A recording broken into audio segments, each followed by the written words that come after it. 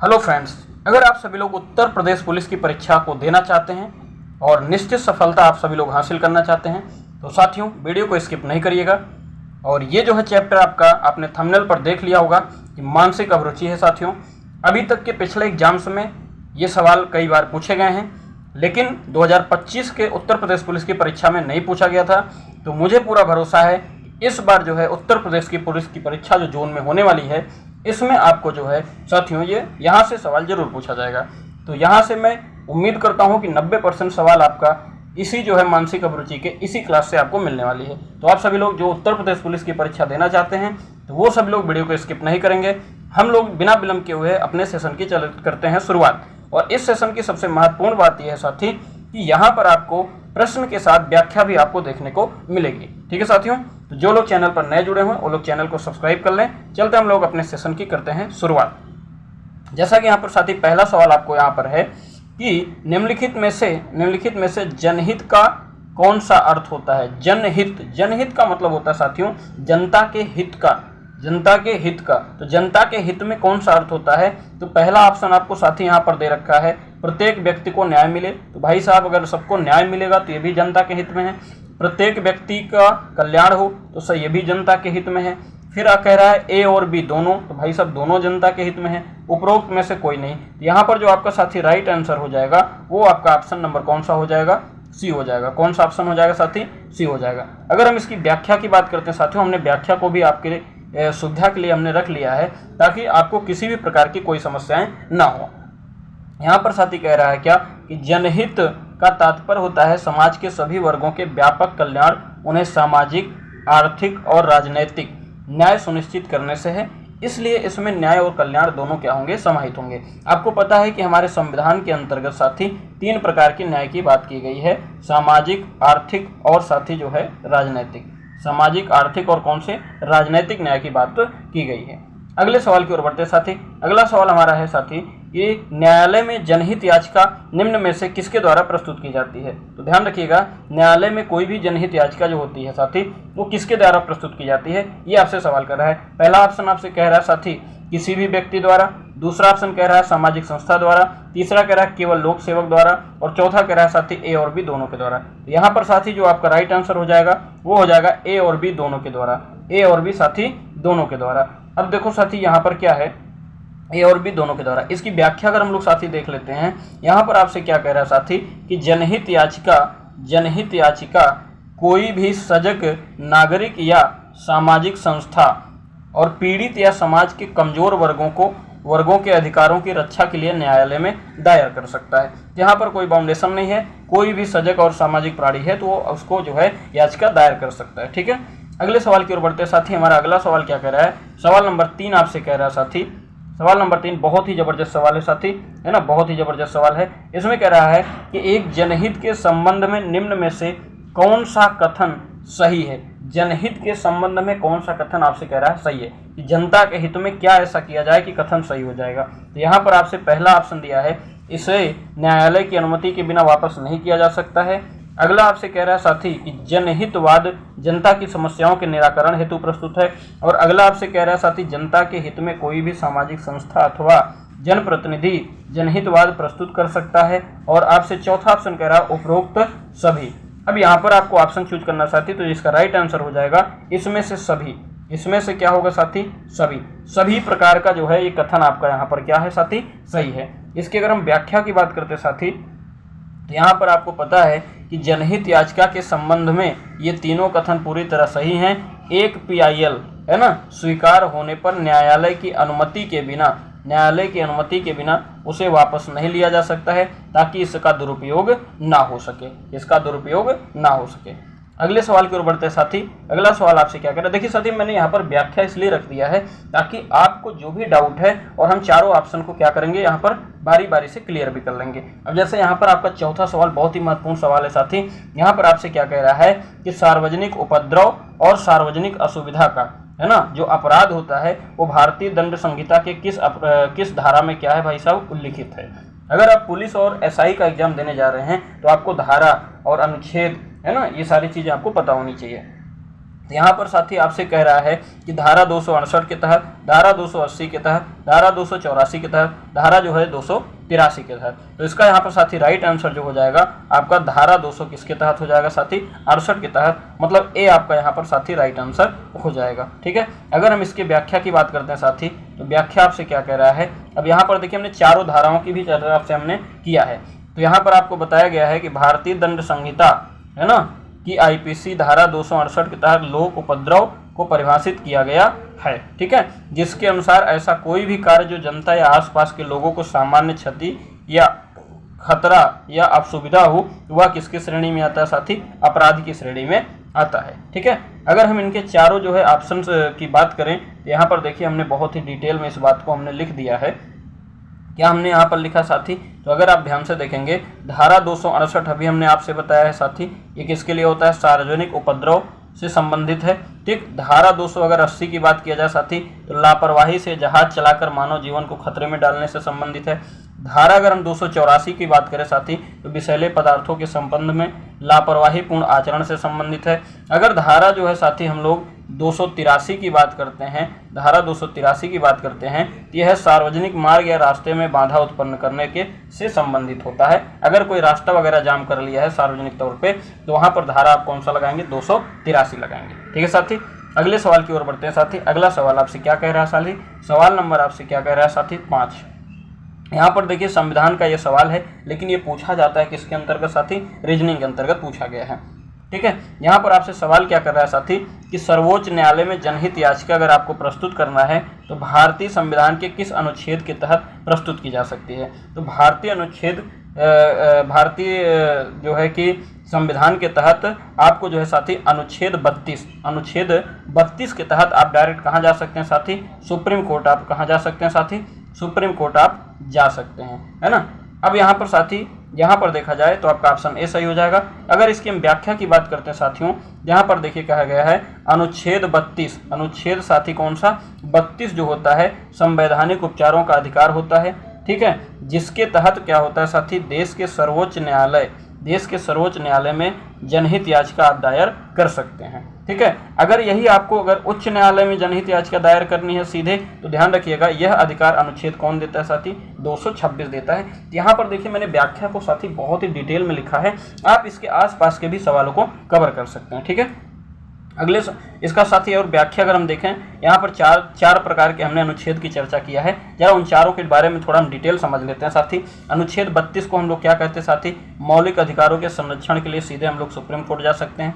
अनुच्छेद 45 साथी आपसे कह रहा है कि बच्चों के प्रति प्रारंभिक शिक्षा और देखभाल की व्यवस्था के नीति निर्देशक तत्व की बात किया है। अनुच्छेद अगर हम साथी 19 की बात करते हैं तो नागरिकों को भाषण अभिव्यक्ति की स्वतंत्रता की बात किया है।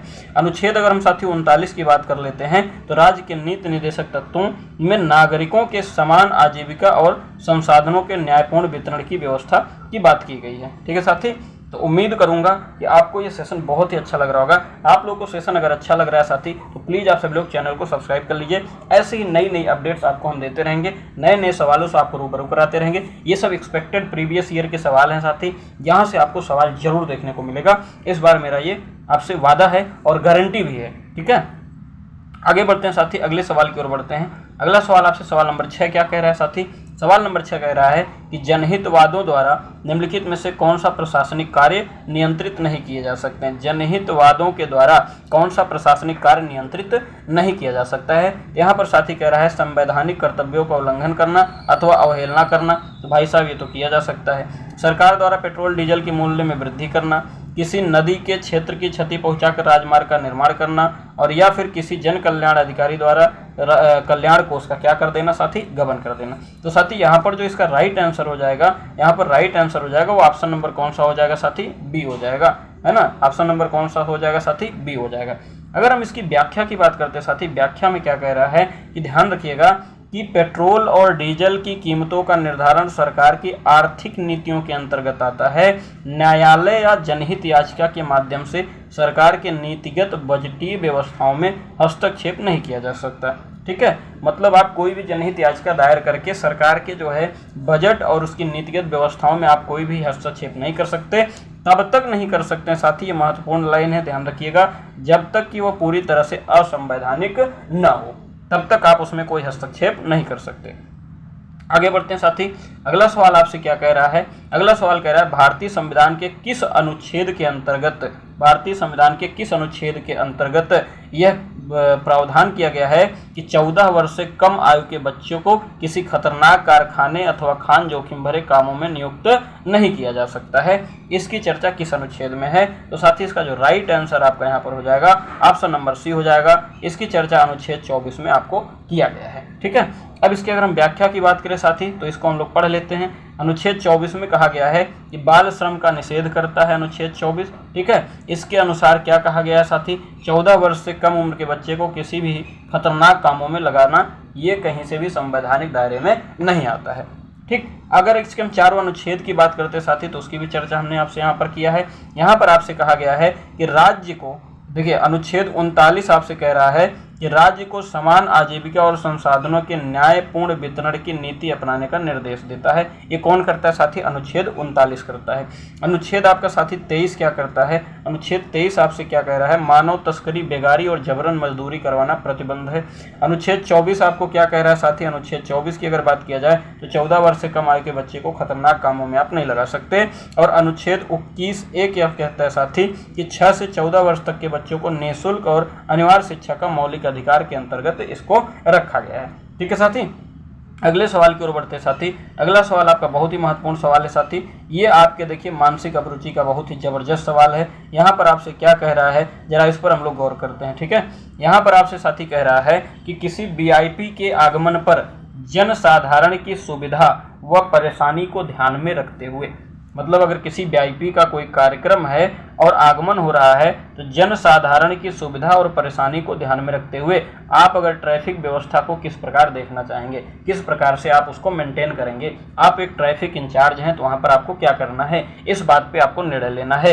क्या करेंगे आप? कोई वीआईपी आ रहा है, जब तक सुरक्षा आदि कारणों से कुछ मिनटों के लिए उन्हें रोक देना आवश्यक नहीं होता है तब तक यातायात सुचारू रूप से चलने देंगे। तो भाई साहब ये तो सही लग रहा है कि भाई जब तक कोई समस्या नहीं हो रही है तब तक तो यातायात भाई साहब चल ही सकता है। तो ये हमें सही लग रहा है अभी तक, है ना। आगे क्या कह रहा है कि वीआईपी के आगमन के 2 घंटे पूर्व ही मुख्य मार्ग का यातायात जो है पूर्णतया बंद कर देंगे। तो भाई साहब किसी भी एंगल से सही नहीं है। आपको भी पता है कोई वीआईपी आता है तो 10-5 मिनट पहले रूट डाइवर्ट हो जाता है या रास्ता बंद हो जाता है। 2-4 घंटे पहले या 1-2 दिन पहले से थोड़ी ना बंद होता है ना। तीसरा आपसे कह रहा है वीआईपी आगमन पर विशेष यातायात प्रबंध करने की आवश्यकता नहीं है। भाई साहब वीआईपीओं के भी सुरक्षा का भी ध्यान रखना होता है, तो ये तो तीसरा भी गलत हो गया। अब चौथा कह रहा है सभी, तो सभी तो हो नहीं रहे क्योंकि बी और सी आपका पहले से ही गलत है, तो डी भी आपका क्या हो गया, कट गया। अब यहाँ पर इकलौता एक ऑप्शन बचा है, वो ऑप्शन नंबर कौन हो जाएगा साथी? ए हो जाएगा कि जब तक आवश्यकता ना हो तब तक जो है सुचारू रूप से चलने देंगे यातायात, जब जरूरत पड़ेगी तो 10-5 मिनट के लिए क्या हो जाएगा, बंद कर दिया जाएगा। अगर इसकी हम व्याख्या की बात करते हैं साथी तो व्याख्या क्या है कि लोकतांत्रिक व्यवस्था और पुलिस नियमों के अनुसार वीआईपी सुरक्षा सुनिश्चित करते समय आम जनमानस को न्यूनतम असुविधा होनी चाहिए, ये पहली प्राथमिकता है।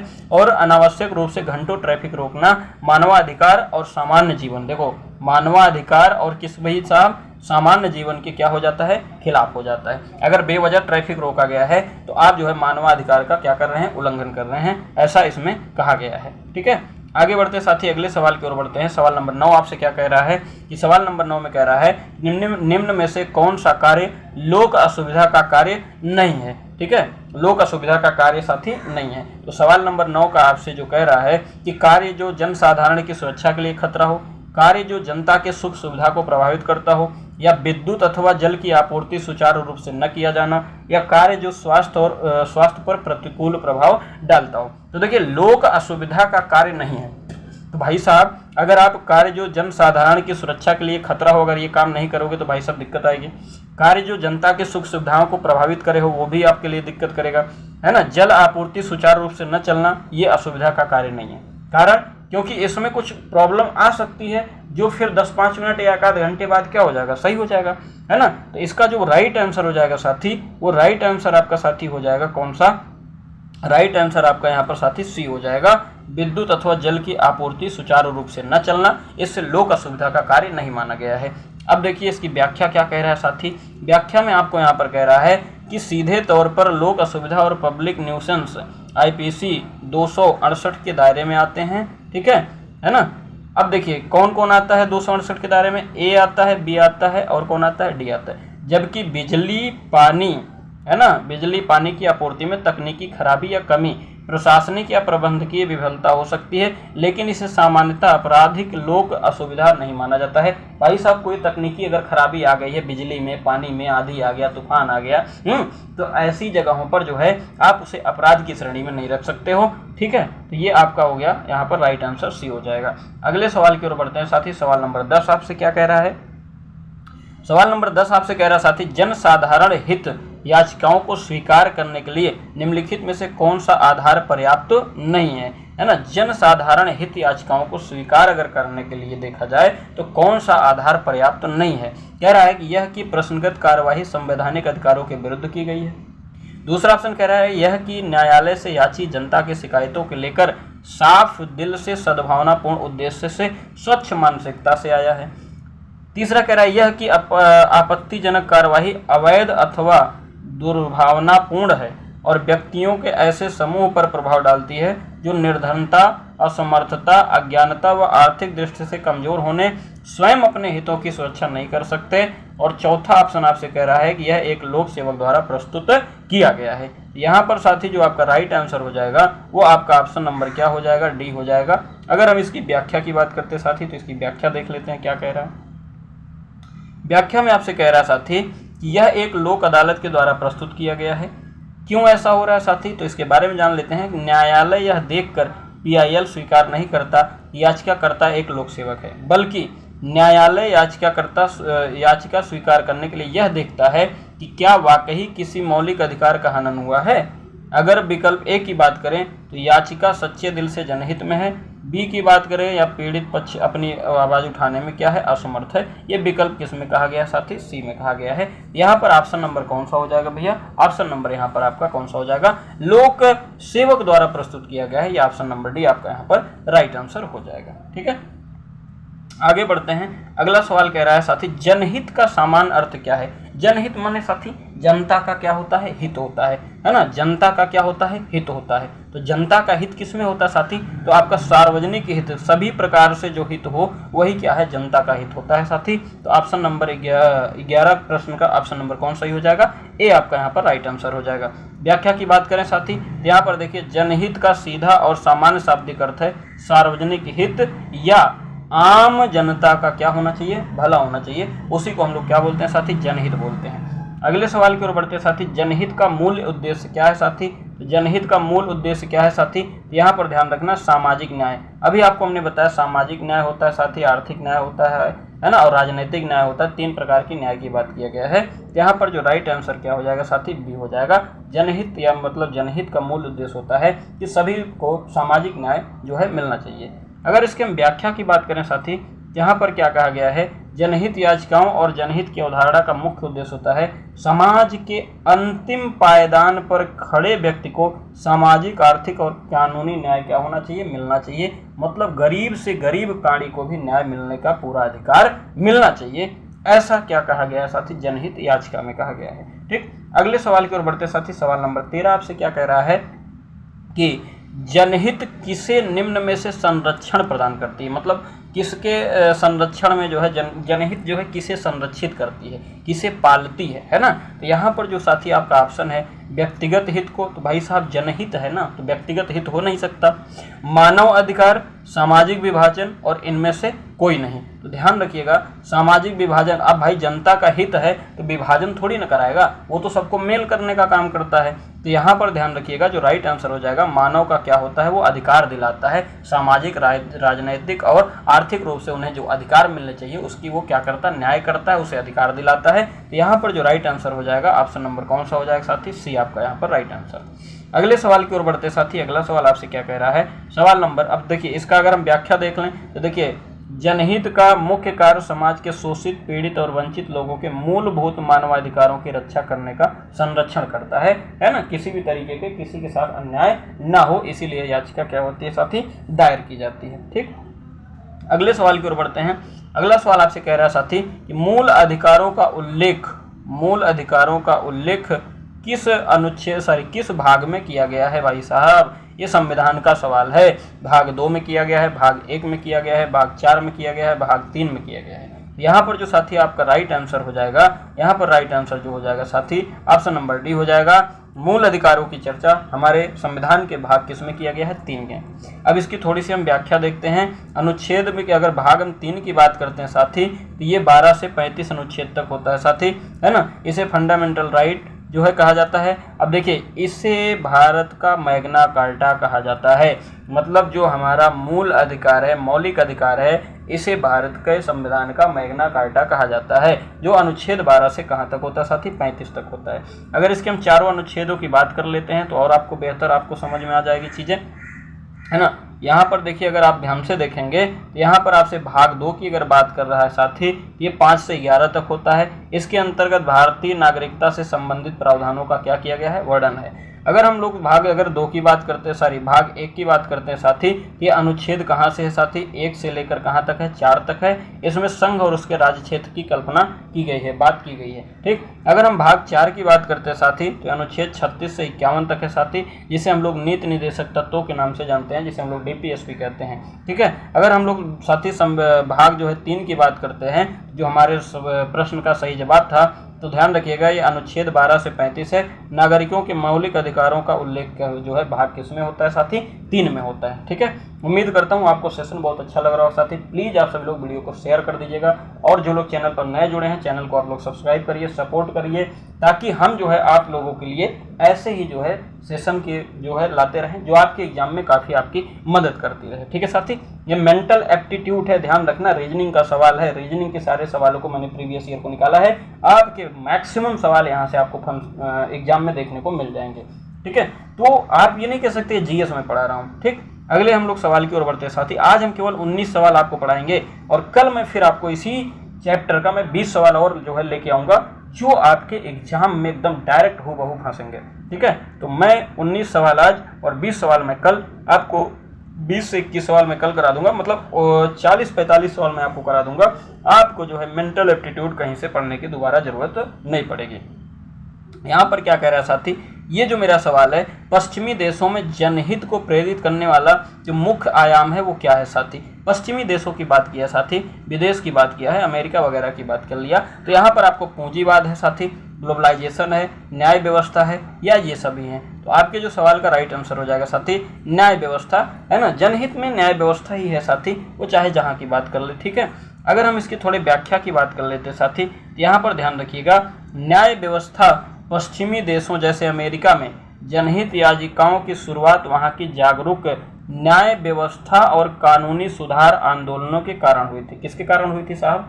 न्याय व्यवस्था और कानूनी सुधार आंदोलन, ताकि कारपोरेट और सरकारी शक्तियों के खिलाफ आम नागरिकों के अधिकार को क्या किया जाए? बचाया जाए। भाई साहब, जनहित याचिका इसीलिए दायर की जाती है ताकि आम जनमानस को किसी भी तरीके का कोई जो है उनके अधिकारों का हनन ना हो सके, ठीक है। तो इसका ऑप्शन नंबर क्या हो जाएगा? सी, न्याय व्यवस्था।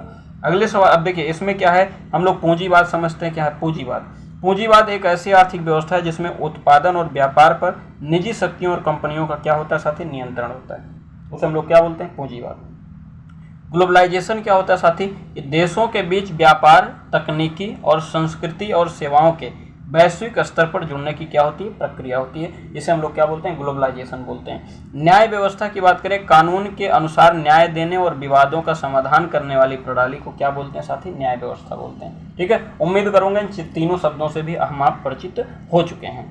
अगले सवाल की बढ़ते हैं साथी, सवाल नंबर 16 क्या कह रहा है कि राष्ट्रीय हित के लिए किसे प्रभावी बनाने की आवश्यकता है? अगर राष्ट्र का हित आपको चाहिए तो आपको क्या चाहिए? पुलिस व्यवस्था अच्छी होनी चाहिए, मूल अधिकार सही सबको मिलना चाहिए, मूल कर्तव्य सबका पालन करना चाहिए, या उपरोक्त सभी? तो आपको पता है कि अगर राष्ट्र हित की बात आती है तो आपको सुरक्षा भी जरूरी है, आपका मूल अधिकार भी जरूरी है साथी, है ना, आपका कर्तव्य भी जरूरी है। तो यहाँ पर जो आपके सवाल का राइट आंसर हो जाएगा, ऑप्शन नंबर साथी कौन सा हो जाएगा? डी आपका यहाँ पर राइट आंसर हो जाएगा। उपरोक्त सभी यहाँ पर आपका राइट आंसर हो जाएगा, ठीक। इसके हम व्याख्या की अगर बात करते हैं साथी, तो राष्ट्र के समग्र विकास और सुरक्षा के लिए एक सुदृढ़ कानून, पुलिस व्यवस्था, नागरिकों को प्राप्त मूल अधिकार और नागरिकों द्वारा अपने मूल कर्तव्यों का क्या करना पड़ेगा? पालन करना चाहिए। ये तीनों बेहद क्या होते हैं? आवश्यक एलिमेंट माने जाते हैं, ठीक। अगला हम लोग सवाल नंबर 17 की बात करते हैं साथी। 17 नंबर बहुत ही महत्वपूर्ण सवाल है, महिलाओं से जुड़ा हुआ सवाल है। कह रहा महिलाओं का जो घरेलू हिंसा संरक्षण अधिनियम है वो कब पारित किया गया। मोस्ट इंपॉर्टेंट सवाल है, मोस्ट इंपॉर्टेंट सवाल है साथी, ध्यान रखिएगा। 2005 में किया गया, 2001 में किया गया, 1999 में किया गया या 2003 में किया गया। तो अगर मैं आपकी जानकारी के लिए बता दूं साथी, यहाँ पर जो है साथी वर्ष 2005 में जो है इसको पारित किया गया था। कब पारित किया गया था? वर्ष 2005 में। लेकिन अगर हम बात करें इसके लागू होने का, अगर हम बात करते साथी इसके लागू होने का, तो लागू हुआ था साथी ये 2000 कब भैया, 2000 कब लागू हुआ था? 6 में लागू हुआ था। वो भी कितनी तारीख को लागू हुआ था साथी? 10 अक्टूबर को लागू हो गया था। 10 अक्टूबर 2000 कब लागू हुआ था? 6 में लागू। पारित कब हुआ था? 2000 कब हुआ था साथी? 5 में हुआ था। ठीक है, अब इसके व्याख्या की थोड़ी सी बात कर लें। देखिए व्याख्या में भी ये बात नोट कर दी गई है कि व्याख्या महिलाओं को घर के भीतर होने वाली किसी भी प्रकार की हिंसा से बचने के लिए संसद द्वारा घरेलू हिंसा से महिला संरक्षण अधिनियम 2005 को पारित किया, जो 26 अक्टूबर 2006 को क्या हो गया साथी? लागू हो गया। 26 अक्टूबर कब लागू हुआ? 2006 में। तो ध्यान रखना, अगर आपसे पूछेगा पारित कब हुआ तो 2005 में, अगर आपसे पूछ ले लागू कब हुआ है तो 2000 कब लागू हुआ साथी? 6 में लागू हुआ। ठीक है, आगे बढ़ते हैं साथी। घरेलू हिंसा में निम्नलिखित में से क्या सम्मिलित नहीं है? भाई साहब कौन सा ऐसा काम है जो घरेलू हिंसा में शामिल नहीं किया जा सकता? तो साथी दहेज की मांग करना, दहेज की मांग करके महिला को उत्पीड़ित करना, तो भाई साहब ये तो भाई घरेलू हिंसा में आ जाएगा। ऐसा कार्य जिससे महिला के मानसिक स्वास्थ्य को क्षति हो, ये भी घरेलू हिंसा में आ जाएगा। ऐसा कार्य जिससे महिला के शारीरिक स्वास्थ्य को खतरा हो, तो भी घरेलू हिंसा में आएगा। उसके साथ मार पिटाई करोगे, उसे मेंटली टॉर्चर करोगे, है ना, उसके दहेज की मांग करके उसे प्रताड़ित करोगे, ये तीनों जो है क्या है? घरेलू हिंसा के अंतर्गत आते हैं। लेकिन अगर अधिक घरेलू कार्य, अगर आपके घर में ज़्यादा काम करना पड़ रहा है महिलाओं को, अगर ये कहा जाए कि भाई हमें काम ज़्यादा पड़ रहा है, तो ये किसी भी तरीके का घरेलू हिंसा नहीं होता है। तो यहाँ पर आपके सवाल का जो राइट आंसर हो जाएगा, ऑप्शन नंबर कौन सा हो जाएगा? डी यहाँ पर राइट आंसर हो जाएगा। अगर हम यहाँ पर देखिए बात करें तो क्या क्या घरेलू हिंसा में आता है साथी, तो ध्यान रखिएगा घरेलू हिंसा कानून के अंतर्गत शारीरिक, मानसिक, आर्थिक और यौन उत्पीड़न, अपनी पत्नी से भी आप जो है बिना अनुमति के या बिना सहमति के आप संबंध नहीं बना सकते हैं।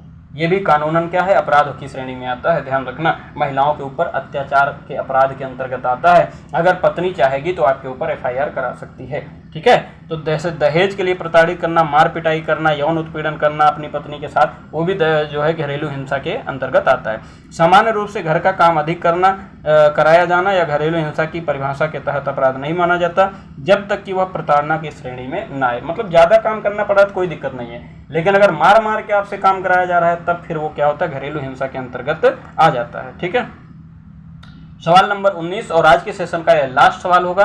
निम्नलिखित में से कौन सा कार्य घरेलू हिंसा में शामिल है? कौन सा घरेलू हिंसा में शामिल है ये बताना है ना। महिला या उसके बच्चों को जान से मारने की धमकी देना, महिला का चरित्रहीन होने का आरोप लगाना, बेटे को जन्म न देने के कारण महिला को अपमानित करना, या उपरोक्त में सभी। उपरोक्त में सभी। तो यहाँ पर साथी जो राइट आंसर हो जाएगा उपरोक्त में सभी हो जाएगा। क्यों? क्योंकि महिला या उसके बच्चे को जान से मारना ये भी घरेलू हिंसा है। महिला के चरित्रहीन होने का आरोप लगाओ, मतलब मानसिक रूप से उसे डिस्टर्ब करना, ये भी जो है कि आपका वो महिला उत्पीड़न है। बेटे को जन्म न दे, जैसे किसी जो लोग कहते नहीं है कि बिटिया हो रही हैं, बेटवा नहीं होता है को, है ना, तो ये भी क्या है? अपमानित उसे आप कर रहे हैं, ये भी घरेलू हिंसा के अंतर्गत आता है। तो आपके जो सवाल का राइट आंसर हो जाएगा साथी, वो आपका यहाँ पर ऑप्शन नंबर डी हो जाएगा। तो साथी मिलते हैं आपसे हम कल। तो उम्मीद करता हूँ आप सभी लोगों को ये सेशन बहुत ही अच्छा लगा होगा। तो प्लीज़ आप सभी लोग वीडियो को लाइक कर दीजिए, शेयर करिए, और जो लोग चैनल पर नए जुड़े हैं चैनल को आप लोग सब्सक्राइब अवश्य करते जाइए। मुलाकात करते हैं आपको कल रात के 9 बजे मिलते हैं इसी चैप्टर के नेक्स्ट एक्सपेक्टेड एग्जाम के हूबहू सवाल के साथ। जय हिंद, जय भारत।